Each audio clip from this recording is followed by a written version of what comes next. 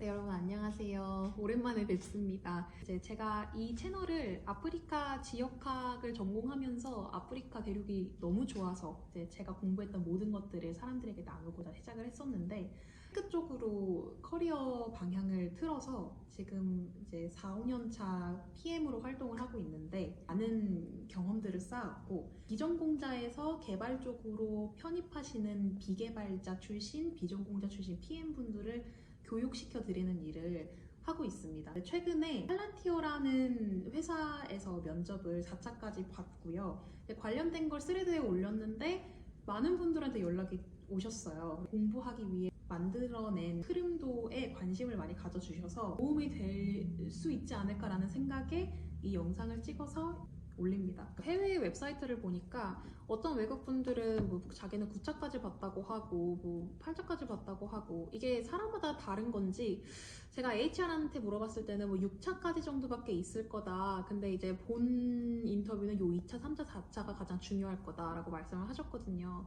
근데 저는 그래서 이제 5차랑 6차를 보지 못했죠. 왜냐면 합격을 못했으니까 4차까지 뚫었고 이제 어떤 피드백을 받았는지 여러분한테 말씀드릴 건데 서류는 1월에 냈고 합격을 3월에 받았습니다. 당시에 관련 어떤 작은 프로젝트를 하나 하고 있어서 10월부터 근무를 할 수 있다라고 이제 메시지를 HR 매니저에게 보냈는데 HR이 10월부터 해도 괜찮으니까 일단은 면접을 보자라고 하셔서 되게 장기적으로 함께 일할 조직 인원을 뽑나 보다라는 생각을 했거든요. 그러니까 서류 합격에는 여러분의 이력서, 포트폴리오 그리고 2가지의 질문이 있는 걸 웹사이트에서 확인하실 수 있을 텐데 첫 번째로는 내가 가장 테크 쪽에서 일하면서 자랑스러웠던 나의 성과가 뭐였는지, 그리고 2번째로는 왜 팔란티어에서 일을 하고 싶은지. 제가 처음에 이제 아프리카 지역학 출신으로 PM 어시스턴트로 국내 기업에 들어갔거든요. 근데 이 기업이 약간 외국인 개발자들이 되게 많았어요. 그 개발자들이 만들어 놓은 웹사이트가 너무 무거워지니까 이거를 이제 노코드 플랫폼 웹플로우라는 데로 옮기는 작업을 했거든요. 당시 생각하면 완벽하진 않았지만 아무래도 제 수습 기간이 있기도 했고 3개월이라는 기간 안에 뭔가 성과를 내야 했는데 이 노코드 플랫폼 웹플로우로 마이그레이션 하는 작업이 기업 자체의 그 조직의 모든 정보가 들어가야 하고 또 플랫폼도 연동을 해야 하는 조금 커다란 프로젝트다 보니까 정말 잘 해내고 싶었어요. 그래서 이제 여러 개발자들의 도움을 받아서 여차저차 해서 이제 한 일주일, 2주 만에 이제 옮겨낸 하나의 성과가 있었는데 그때 개발자분들한테 좀 인정을 받았고 이제 이분은 수습기간 못 넘길 거야 라고 생각하셨던 분들의 생각도 바꿨던 계기가 하나 있었어요. 잘 모르는 필드에서 성공한 계기여서 나는 이거를 자랑하고 싶다라고 얘기를 했었고 팔란티어에서 왜 일하고 싶은지는 팔란티어가 그 프로덕트 하나 안에 그게 굉장히 많은 기술이 들어가거든요. 프로덕트 하나가 다양한 산업군에서도 쓰일 수 있고 존재하는 기업의 골칫거리들을 제거해주는 그런 역할을 한다는 게 굉장히 매력적이었어요. 그러한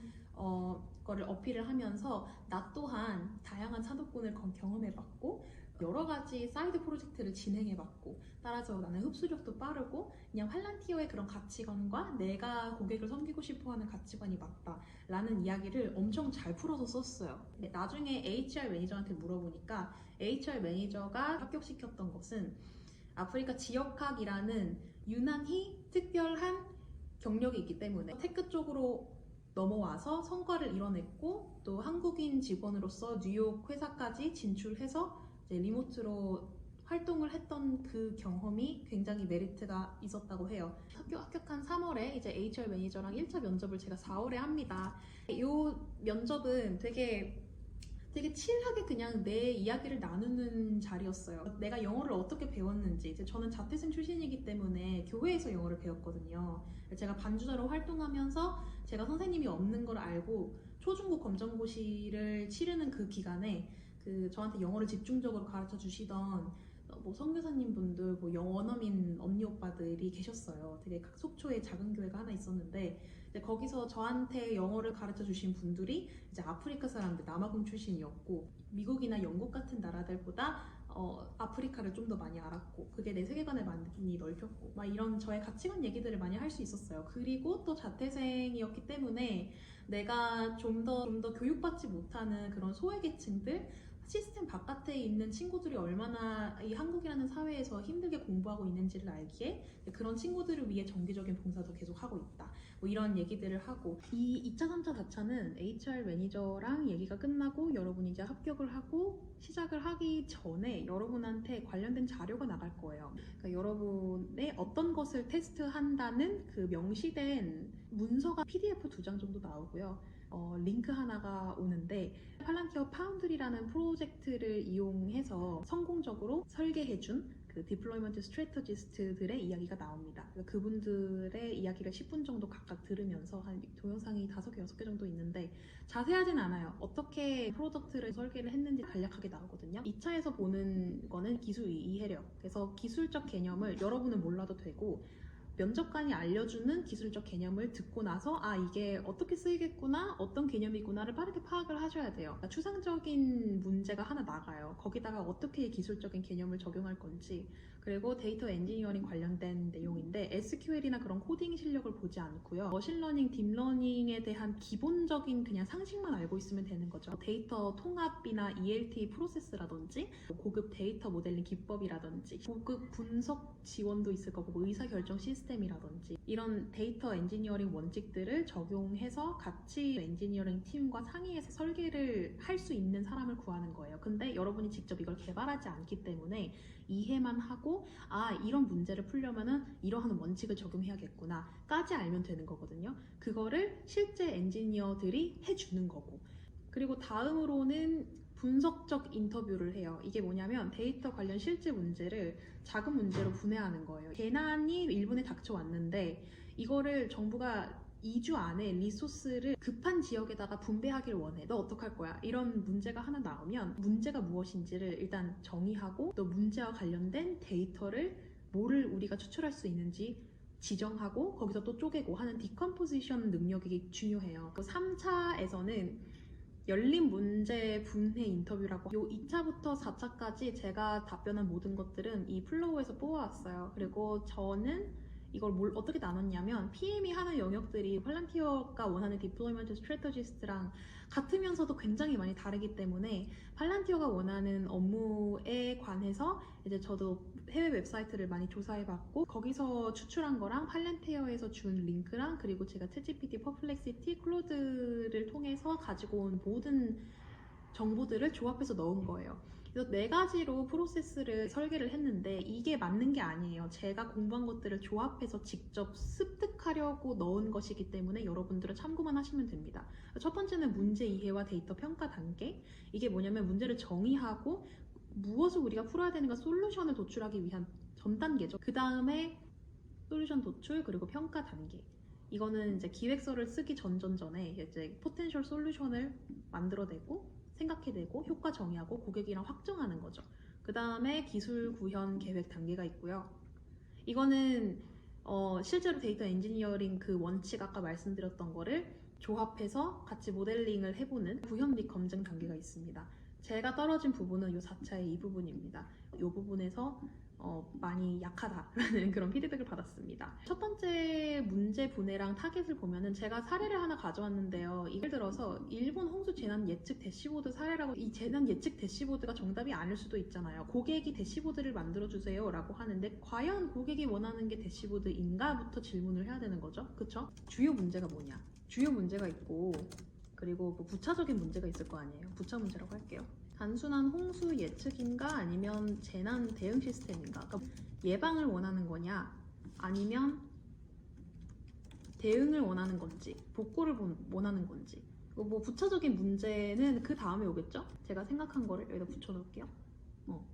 2주 안에 라는 제약이 왜 생겼는지 기존에 실패한 시스템이 뭔지 성공 기준이 뭔지 이런 것들은 이제 우리가 정부랑 같이 파악을 해야겠죠?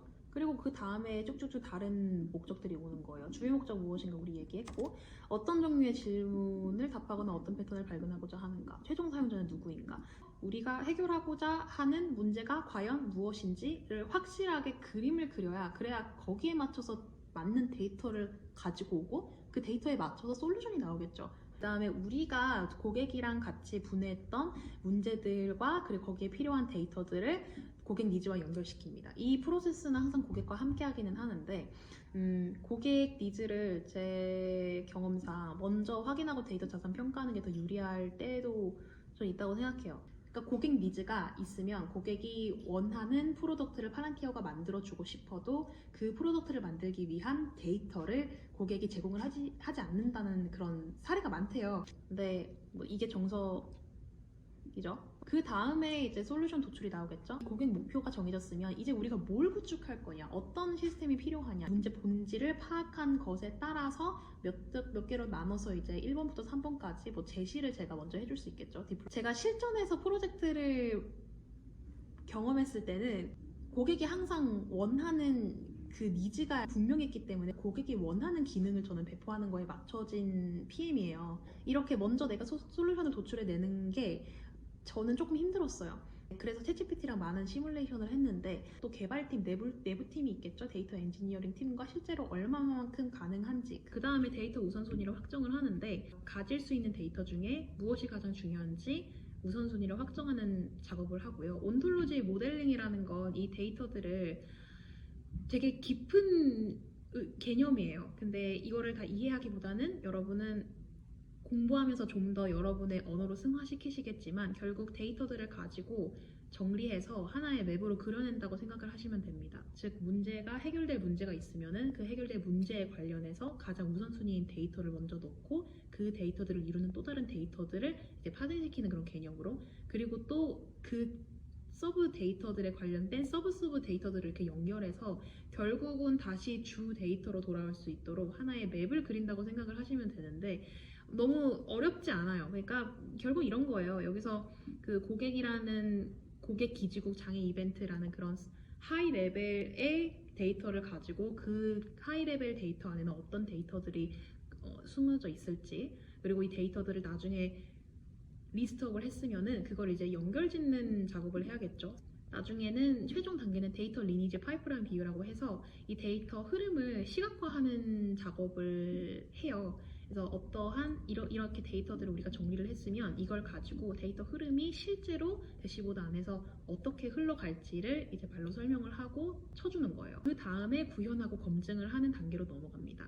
저는 여기서 많이 못했어요. 머신러닝의 기초 데이터 엔지니어링의 기초적인 원칙까지는 우리가 이해를 할 필요가 있어요. 생각보다 잘 봤다고 생각을 했어요. SQL이 나왔었고 그 SQL 테이블을 주고 문법을 다량으로 그냥 주거든요. 그 문법을 한 1분 동안 빠르게 훑고 난 다음에 우리가 원하는 이 A 테이블의 특정 데이터를 뽑아내서 추출할 수 있도록 이 문법들을 그냥 사용해서 지금 바로 해봐. 너가 SQL 못하는 거 알아. 근데 그냥 해! 라고 하셔서 했거든요. 근데 결국은 찾아냈어요. 근데 면접관님이 도움을 몇 번 주셨었고, 근데 저는 이제 중간에서 그 영어들을 읽어가면서 조합해가지고 결국 완성을 했었는데, 아마 거기서 많은 점수가 깎였다고 저는 생각해요. 디플로이먼트 스트래터지스트라는 요 직무를 PM에서 좀 더 확장된 그런 범위의 직무라고 생각이 들었거든요. 우리나라는 IT 역사가 그렇게 길지 않아서 제 시야에서는 프로덕트 매니저, 프로젝트 매니저, 서비스 기획자 이렇게 기획 운영 그리고 기획 안에 특정 직무 이렇게만 카테고리가 나눠져 있는 것으로 파악을 했는데 해외는 훨씬 더 이 PM의 영역이 되게 다양하고 우리가 생각하고 있는 그 PM의 영역의 범위에서 쪼개서 세분화된 직무들도 따로 있고 왜냐면 워낙 IT의 역사가 길고 또 시장이 크니까 디플로이먼트 스트래터지스는 좀 더 이제 기술화되어 있는 직무고 PM의 세분화된 직무 중 몇 가지 플러스 기존에 포함되지 않은 새로운 영역의 업무 범위를 합쳐서 디플로이먼트 스트래터지스트라고 하는 것 같아요. 강조할 핵심 역량을 5가지를 뽑아봤는데 첫 번째로는 정확한 언어를 사용하는 거예요. 온톨로지, 관계, 정의, 솔루션, 비즈니스 파트너십 등등 개념들을 다 머리에 습득하시고 이 단어들을 대화하면서 명확하게 쓰세요. 내가 팔란티어의 제품을 이해하고 있다 라고 간접적으로 어필할 수 있는 단어들이 있을 거고 그리고 내가 프로덕트 매니징을 충분히 이해하고 있다 라는 그 단어들이 있을 거고 얘네들을 머릿속에 완전히 넣으셔서 대화하면서 수시로 내뱉는 연습 하시면 좋고 추상적인 개념을 구체적인 문제에 적용하는 능력인데 문제를 분해하는 걸 우리가 살짝 봤잖아요. 분해된 문제들을 구조화시키는 작업과 그 구조화된 문제의 본질에 구조화시킨 데이터를 매칭시키는 거 어렵다고 생각하실 수 있는데 그냥 AI랑 여러 번 시뮬레이션을 해보시면 많이 도와줄 거예요. 소통 및 질문 능력이 진짜 중요해요. PM 역할을 이미 오랫동안 하셨다면 유저가 무엇이 필요한지를 정의해야 되기 때문에 질문을 하시는 게 연습이 이미 되어 있어서 수월하실 텐데 대부분 사람들이 이 단계에서 많이 막히세요. 고객이 누구고 뭐 진짜 이 문제의 범위가 어디고 그 스콥, 뭐 프라이스, 뭐 people, 타겟 이런 카테고리를 맵을 만들어 가셔서 그 안에다가 이제 채워 넣는다는 생각으로 계속 질문을 하셔야 돼요. 면접관한테. 개인적으로 질문을 해도 답변을 안 주셔가지고 제가 그럼 내가 if를 써서 시나리오를 만들어 보겠다라고 얘기한 다음에 그 시나리오대로 그냥 짰거든요. 아키텍처 사고 중요해요. 기술 개념을 가지고 와서 전체 시스템 맥락에다가 넣는 거죠. 어떻게 데이터 모델링을 하고 이 데이터 모델링을 한 것들을 그룹화해서 특정한 기능에 이렇게 엮을 수가 있다 라는 것까지 되면은 진짜 좋죠. 마지막으로 이제 제가 본업이 PM이었기 때문에 그 PM 분들께서 이 채널을 많이 보실 거라는 걸 알아요. 이런 팔란티오 같은 기업에서는 어떠한 역량을 더 중요하게 생각하느냐를 봤기 때문에 앞으로 PM의 역할이 이렇게도 변할 것이다 라는 간접적인 체험을 한 사람으로서 몇 가지를 말씀드리면 첫 번째 우리의 역할은 어떻게 변할 거냐면 데이터 중심의 의사결정이 더 중요해질 거예요. 복잡한 데이터를 제품 전략으로 이제 연결시키는 그 능력이 되게 중요해질 거고 기술적 이해도의 깊이도 달라질 것 같아요. 이제는 클라우드 인프라라든지 뭐 구글 PM들처럼 AI나 ML에 대한 기본적인 개발 지식이 없으면 개발팀이랑 협업하는 게 불가능해진 시대가 왔다. 세 번째로는 사용자 중심 사고의 진화예요. 구글의 글로벌 사용자 경험 설계 방식을 보면 한국 PM도 국내 시장을 넘어서 이제 글로벌 관점에서 제품을 설계하는 능력을 가지고 있어야 되거든요. 왜냐면 이제 한국 시장만 볼 수가 없어요. 점점 보더리스해지고 있잖아요. 국경이 없어지고 있거든요. 사용자 중심이 국외로 확장되면서 우리가 기획을 하는 그 방향성도 많이 바뀌게 될 것이다. 우리나라 기업 문화 특성상 협업이랑 소통 방식이 해외랑 많이 다르잖아요. 우리는 따라서 한국적 특색이 강하게 남을 거라고 저는 생각을 해요. 그래서 이런 해외에 있는 IT 문화들이 넘어오면서 우리나라에서는 어떠한 특색을 가져 변화할지 진화할지 저는 좀 많이 궁금합니다. 자율적이고 AI가 할 수 없는 부분까지 총괄하는 그런 책임감 있는 높은 수준의 PM의 역할이 이제는 요구되는 시대가 오지 않았나 라고 생각이 듭니다.